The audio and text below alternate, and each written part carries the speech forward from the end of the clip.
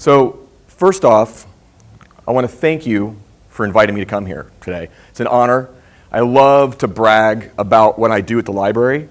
I'm from St. Petersburg College Library in St. Petersburg, Florida, and so I just want to share some of the things we're doing. I'm honored again because there's so many other libraries out there doing some amazing things, so I'm just glad I get to share mine. So every age thinks it's the modern age, but this one really is. You know, it's amazing to me that we have access to so many things. For example, I can draw with a circuit, a pen that creates a circuit.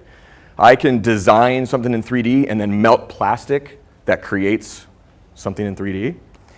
I can create an object and make it a hologram out of an old CD case in a phone. It's just amazing what we can do today. So really, the world can change with technology. We have so many things we can do, and we just got to do it. So getting into this, why I became a librarian. During my childhood, I think like most of you, I used to visit the library all the time. Just went there, browsed the books. I mean, at that time, it was a storage house for books. So I would go there, find books, discover new things. It was like this whole intelligence vortex kind of a thing, and I just felt just honored to be there, and just learning so many things. During college, I was a nerd, and I spent a lot of time in my library there as well. So surrounded by information. It was like, again, that whole vortex of intelligence. Another cool thing, when I was at USF, I actually got to browse the records. They had vinyl there. So for me, being a musician, that was incredible. One person, I started hanging out at the public library as well, too, during my college career, and I hung out there all the time, and the people that worked there were, in my view, brilliant people. And one person I miss dearly is John Iliff. I don't know if any of you knew him. I think some of you probably did, but he was extremely generous, and he would go above and beyond the call of duty for anyone. It could be a little kid working on homework, or a business person in a tuxedo, or doing businessy type of research. So he would go above and beyond for anybody. But he was also a technical genius. Back in the day, he was one of the first, I think maybe the first, librarians to bring the catalog online. So he was this very generous librarian, helping anybody, but he was also writing Perl scripts on homemade Linux boxes, creating these online OPACs, these catalogs, but at the same time, working with anybody and going above and beyond. So I miss him. I did get a chance finally, I was hanging out in libraries. I started working in libraries. So I met with John and said, can I work here? And so I started shelving books and watching him the whole time do some amazing things. As a college student, I was very fortunate that I had the support of the people at the library, my parents, my family, where I had an opportunity to go to the Library of Congress. And so I was able to work in this huge library, right? We'll talk about size of libraries and things later. But so we've got this huge library. I'm working in the Leonard Bernstein collection, so I'm archiving all this stuff. I'm getting letters from presidents. My favorite letter was from Frank Zappa, asking for money for 200 motels. Just love it, right? But I also got to tour the Library of Congress, so I got to go behind the scenes. I was able to hold a Beethoven manuscript that actually had the ink spilled, so I got to work with the archivist. So my whole time in DC was about discovery, right? And so I'm learning this in my 20s at this point. And so I'm just like, this is amazing. This is what libraries are all about. So my other opportunity was I got to work for the Bill and Melinda Gates Foundation. And this was great. This is where I started getting my tech cred, I guess. Back then, we had these really huge computers based off Windows NT. I don't know if you remember that or not. But so I had to start bringing those in to rural libraries that couldn't afford these computers. And well, first they flew me out to Seattle, and I got to hang out there and learn all this stuff. I did not meet Bill Gates. I always get that question. So what was nice is we were bringing these computers to rural cities, communities that couldn't afford these computers, and so we were providing them, which was great.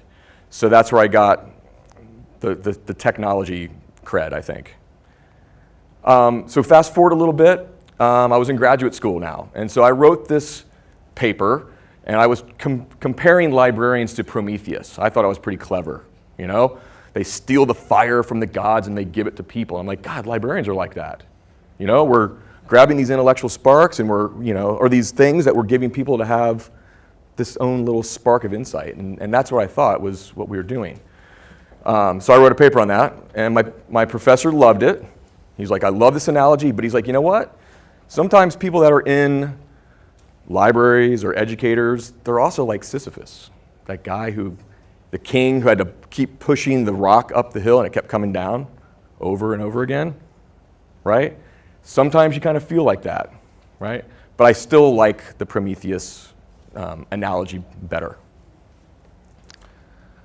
So again, we've got this huge, gorgeous library, right? The furniture's amazing, the books are amazing, but it's empty, right? This is empty. So I've worked in a variety of libraries right after graduate school. I've been doing it since after graduate school since 2001, so I've been doing it for a very long time. Libraries have moved from places of consumption, where here's a book, read it, move on, to places of production. And that's been a trend in libraries for a little while now, but it's starting to really catch on, and that's exciting. So I found this on Twitter a while back. If libraries are no longer storage spaces, I think they become knowledge performance spaces. I totally get that. So for me, it's all about sharing your space. So if it's not about storing books necessarily, it's about using space to bring things like this in. LameCon, Pinellas Comic-Con, we're doing that in the Pinellas County area. It's going to be the whole campus at Seminole Community College for St. P. College, and that's going to be amazing. If you come to that, you're going to have fun. It's free. Also, I'll give you a tour, right?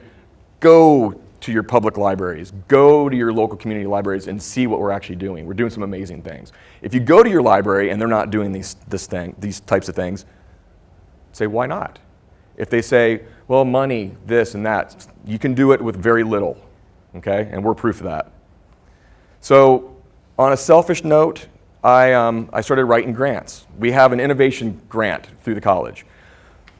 For years, I've been wanting to learn how to do 3D design, 3D printing. I've been wanting to work with Raspberry Pi and with Arduino and all these robotic things I've been wanting to play with. And so I figured I'm going to write a grant, create an innovation lab, and get to play with this stuff. Invite other people in to play with this stuff. And so that's what we did. So part of my job now is to play with all this technology, and it's amazing. So we got the grant.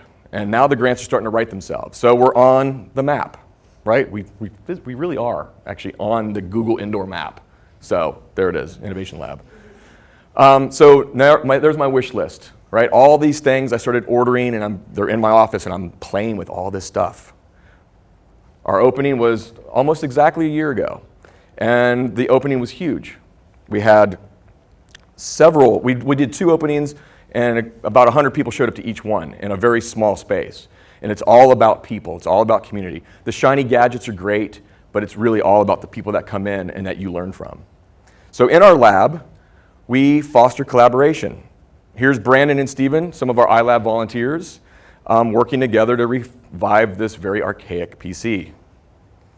We also cultivate imagination. It's really my goal to stimulate creativity and to give people the tools to do whatever they want with it. Because a lot of people don't have access to an Oculus Rift or whatever it is.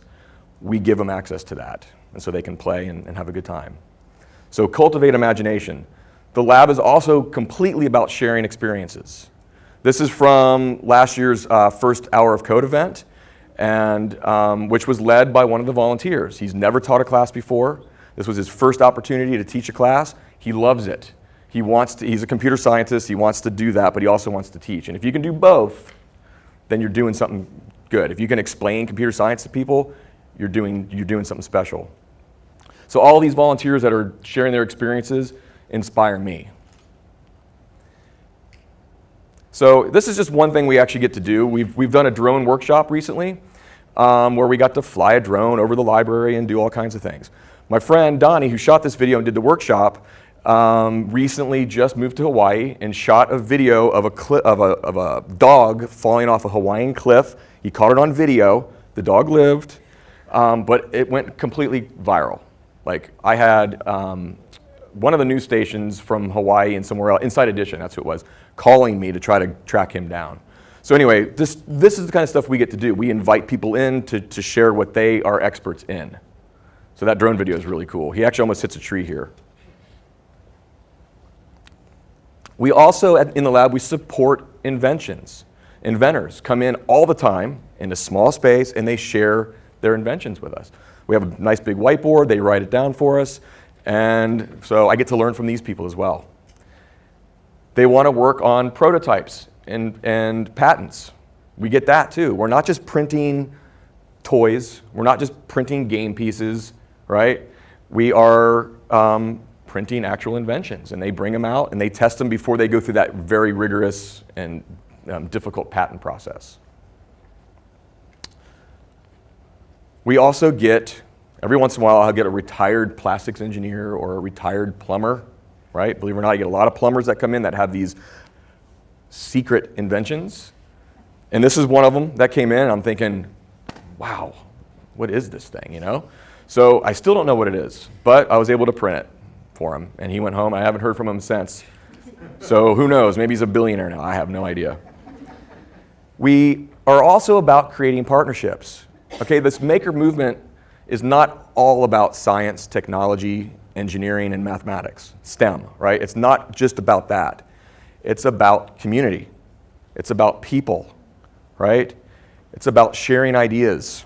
That's really what it's about. So we reach out to all these other organizations. I wrote a letter of support that went out to NASA, and so it's always fun for me to say that we are partnering with NASA, their Education Public Outreach Initiative. So we're going to co-develop activities based on STEM, which is exciting. A lot of my volunteers are blown away that they actually get to do this, right? They put it on their resume, it looks great. We are also a Little Bits global chapter, and I do have some Little Bits up here if you want to play with them later. Little electronic modules you can piece together very easily and do stuff without soldering. So we are a global chapter with them, and I get to meet with makers globally once a month through MIT's media program, and it's amazing. I'm so lucky.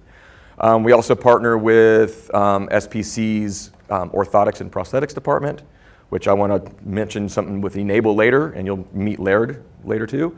And FLA STEM, SPC's College for Kids, Bright House Networks, Bright Ideas, and also Gulf Coast MakerCon.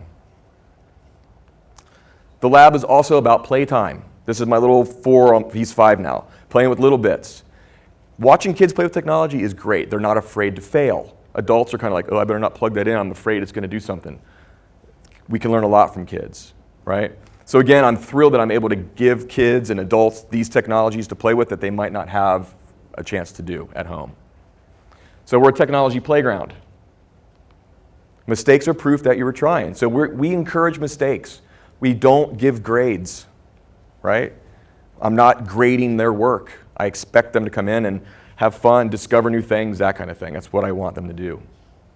So think about it. Penicillin was a mistake, right? Changed medicine forever. Coloring outside the lines, encouraged. The lab also wants to facilitate discovery. This is my daughter's first reaction when we gave her the cardboard version of a virtual reality headset. Blown away. We got this, we built this because we're waiting for the Oculus Rift to come, which we have now, and it's great. I already told you about the hologram that we built out of a CD case. So for me, the real voyage of discovery consists not in seeking new landscapes, but in having new eyes. Marcel Proust.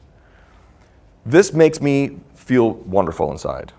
Jaisha is one of our SPC students. We had a character design contest when we had Echo Bridge Pictures come in for a workshop and a lecture. She won the character design contest. She's now working for this company, doing animation, what she wants to do. She loves it. She keeps thanking me. Thank you so much. I'm like, I'm not the talent. I'm the one that's providing that connection.